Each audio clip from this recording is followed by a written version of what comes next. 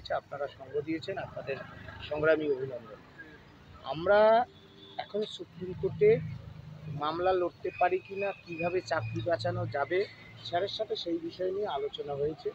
সব বিষয় বলার প্রয়োজন নেই, তবে কারা দুর্নীতির সুবিধা পেয়ে চাকরি নিল আর কারা নিল না, ওএমআরের মিরর ইমেজের কপি, সেই কপি পাবলিক ডোমেনে প্রকাশ করার দাবিতে রাস্তার লড়াইয়ে আমরা প্রকৃত অর্থে অনশনকারীদের পক্ষে আমরা লড়ব, বুক চিতিয়ে চোয়াল শক্ত করে লড়ব, সুপ্রিম কোর্টেও আমরা লড়ব।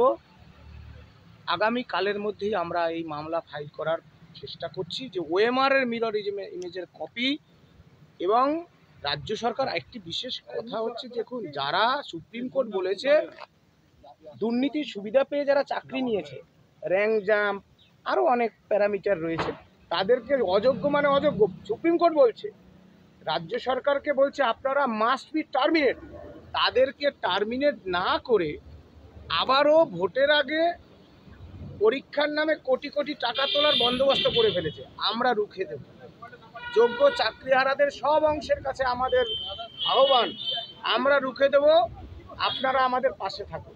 আপনারা আলাদা রিভিউ পিটিশনে যাবেন, যেরকম বলছেন যে সুযোগ আছে আপনাদের রিভিউ? দেখুন, অনেকেই মামলা করেছে, আমি সহ আমার কিছু সাথী শুভঙ্কর অনেকেই, আমরা এখনও কোথাও ওকালতনামায় সই করিনি, কারণ আমরা শেষ মুহূর্ত পর্যন্ত পথ খুঁজছিলাম বা খুঁজে চলেছি এখনও, যে কোন পথে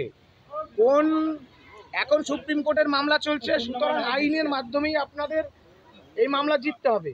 পাশাপাশি রাস্তার লড়াই, প্রকৃত লড়াই, সেই লড়াই ছাড়া এই স্বৈরাচারী চোর দুর্নীতিগ্রস্ত রাজ্য সরকারের বিরুদ্ধে আপনারা লড়ে পেরে উঠবেন না।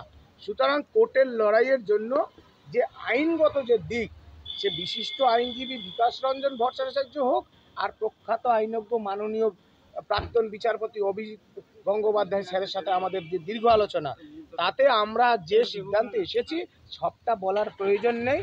কোর্টে দেখা হবে, যোগ্যদের চাকরি বাঁচাতে হবে। আমাদের একটাই উদ্দেশ্য, যারা কোনো অপরাধ করলো না, কিচ্ছু করেনি, কোনো দুর্নীতির সাথে যুক্ত নেই, এটা স্টাবলিশড, সরকারও জানে, তাহলে তাদের চাকরি যায় কি করে? আমরা এই ভারতবর্ষের সংবিধানকে যারা আমরা পড়াশোনা করেছি, আমরা সেই তথ্য নিয়ে সুপ্রিম কোর্টের কাছে যাব। বিকাশবাবু যে কালকে বললেন যে তোমার মিথ্যে প্রতিশ্রুতি দিচ্ছে সরকার চাকরি বাঁচানোর ক্ষেত্রে, আজকে এখান থেকে কোনো আশ্বাস পেলেন? দেখুন, বিকাশ রঞ্জন ভট্টাচার্য তিনি একজন বিশিষ্ট আইনজীবী, তিনি আইনের ভাষা বলবেন, তিনি আইনজীবীদের ভাষা বলবেন, সেটা তার বক্তব্য। সেই বক্তব্য নিয়ে আমার টিপ্পণী করার অধিকার নেই, আমি করবো না।